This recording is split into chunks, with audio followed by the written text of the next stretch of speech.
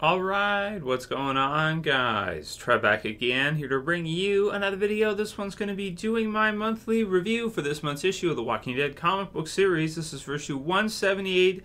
It is part 4 of 6 of New World Order.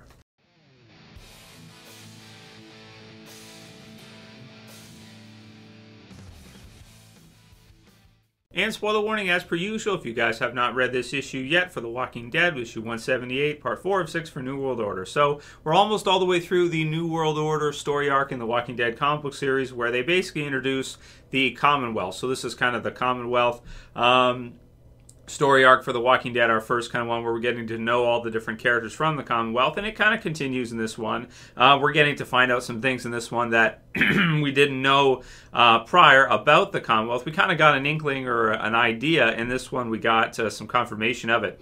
So I will say, you know, out of this issue, the back third was good. The rest of it was like, it was okay, I guess.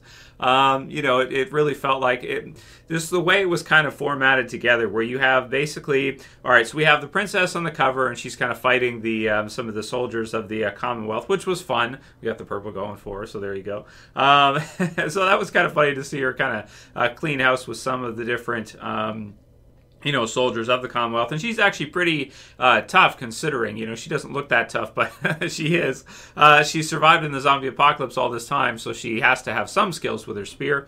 And we kind of get to see them in this one here as she kind of, you know, beats down a few of them when we kind of get into a quick altercation here, again, at the end, which is, you know, the part of the issue I think that really stands out. So we start things off, we've got Mercer letting Sadiq know in the locker room that the governor is great and that they like it there after what he had overheard in part 3, 177. But he lets Sadiq know that her son is a jackass. He is a little prick. He's basically Joffrey in The Walking Dead. Is Sebastian? His name's Sebastian, and that's the way I think of him as. I think of him as like he's The Walking Dead Joffrey. That's what he is.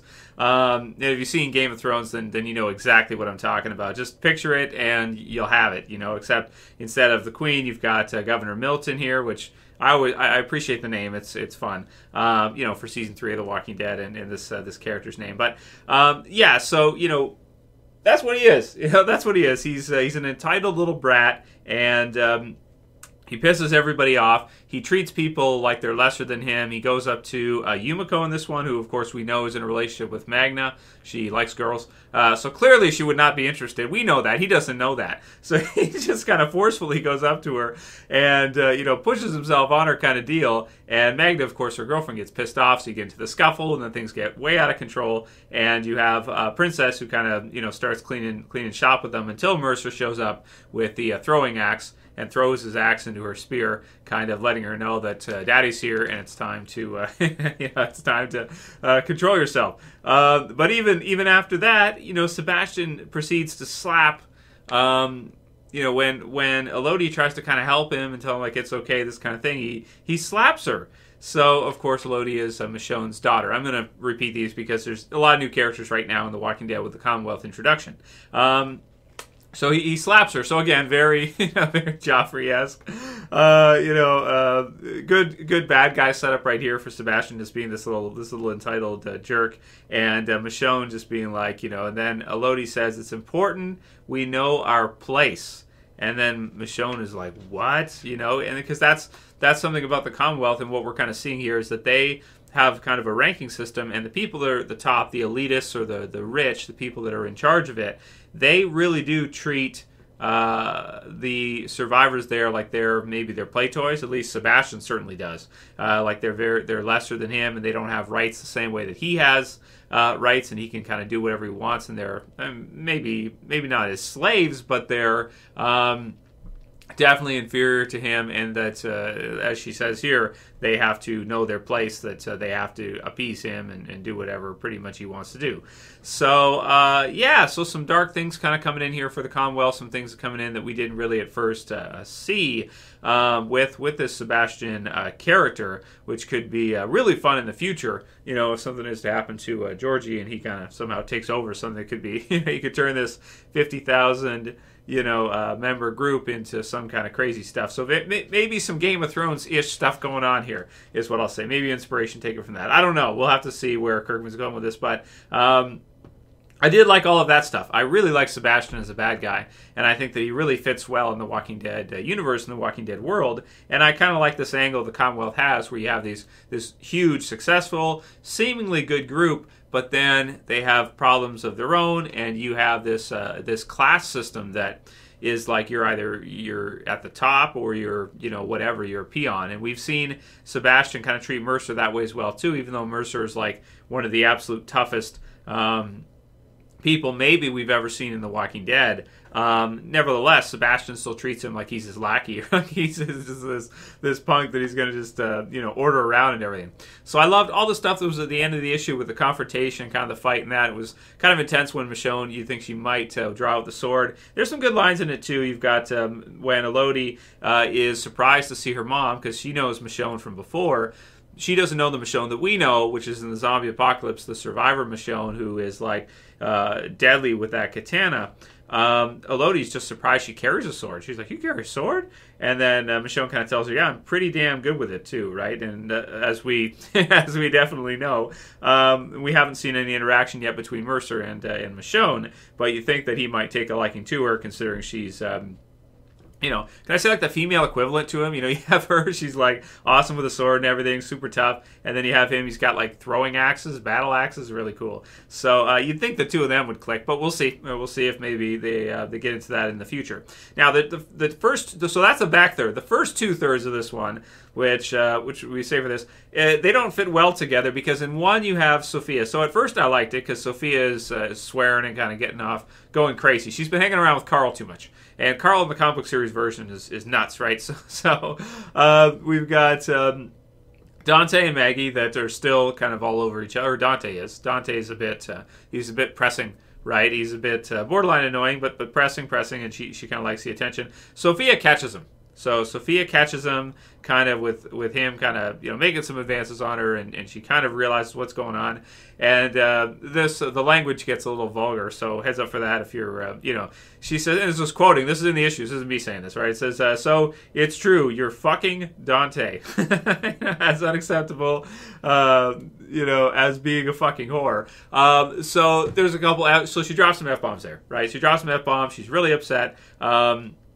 That she finds out, and also that Maggie didn't tell her, and that everybody else had been kind of rumoring and whispering about it, about their possible relationship kind of starting up here, and them, doing it. And Sophia is upset that Maggie didn't tell her, because she's, again, in the comic book series version, Sophia is like Maggie and Glenn's kind of surrogate daughter or adopted daughter, and they take care of her. They kind of lead her like parents, treat her just like their daughter, and so she's kind of feeling a bit betrayed here that all these other people knew, and she didn't know that her and Dantae are kind of getting together. But we'll have to see, and if that lasts. And Maggie kind of says that maybe she'll just whore it up with other guys too. I don't know. I don't know. That it was a weird line. It seems a little bit uncharacteristic, but I guess she was trying to be uncharacteristic of Maggie to say. But I think she was trying to kind of relate to Sophia and kind of poke fun at the way she was saying things and that kind of thing. So, but you can understand, because Sophia's like in that teenage mode. She's hanging around with Carl. Carl's negative influence, right? And she's kind of, she's swearing and doing all this stuff, so it's what it is. We did get a scene with Carl and her as well, too, which threw me through a loop, because I had to, again, every time I do that, my brain has to, update. I'm not sure if you guys get this, too. You can write a comment below if you do, but where you flip a page and you see Carl, and you're like, oh, yeah, Carl's alive in the comics. I forgot about that.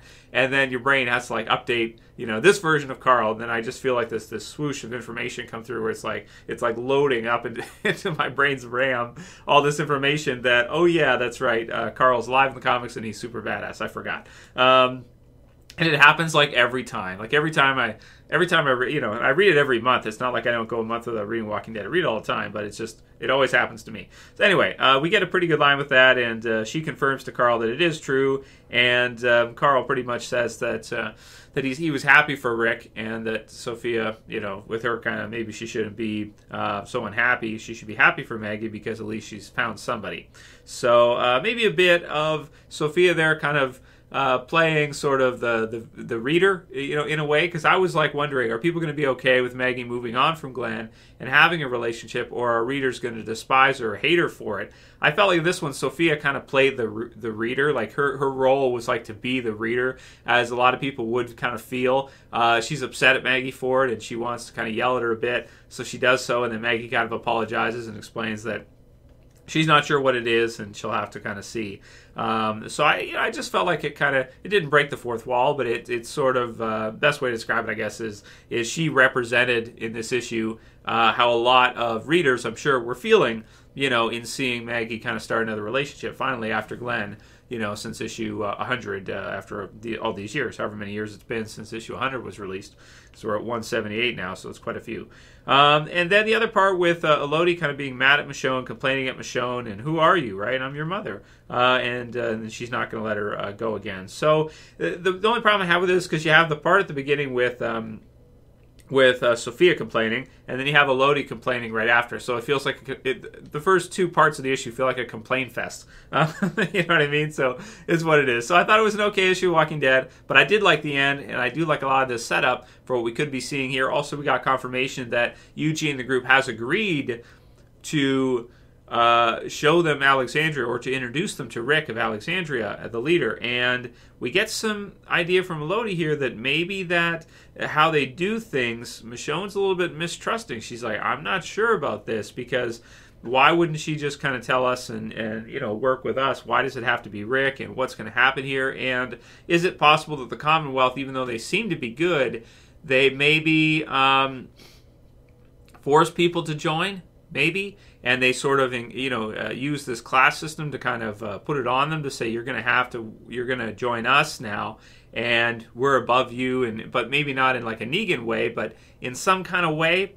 We'll have to see about that, because it looks like Michonne might be a little bit kind of worried about that. So in terms of the score for the issue, I'm just going to give this issue like a 7 out of 10. You know, it's like an average, pretty average score, pretty average type issue for The Walking Dead. It didn't kill it for me. I thought it was an okay issue. I did like some of the parts. Sophia was good. Elodie and Michonne near the end there with Sebastian was really good. And the potential for future storylines here, I am looking forward to. A very, very Game of Thrones-esque storyline, or not storyline, but reminiscent of a lot of things we see in Game of Thrones. And maybe that's okay, because Game of Thrones is kind of ending anyway pretty soon. So as all these issues are coming out and as the storyline's building, that'll be after, you know, Game of Thrones is finished and totally over. So I think it could fit really well in the Walking Dead kind of universe, and it could be really cool to see. So we'll see what happens with this Sebastian character, Governor Milton, and whether or not the Commonwealth are good guys. You know, a lot of us have kind of felt all the way through that they have to be hiding something, and it seems like we might be starting to see a little bit of that now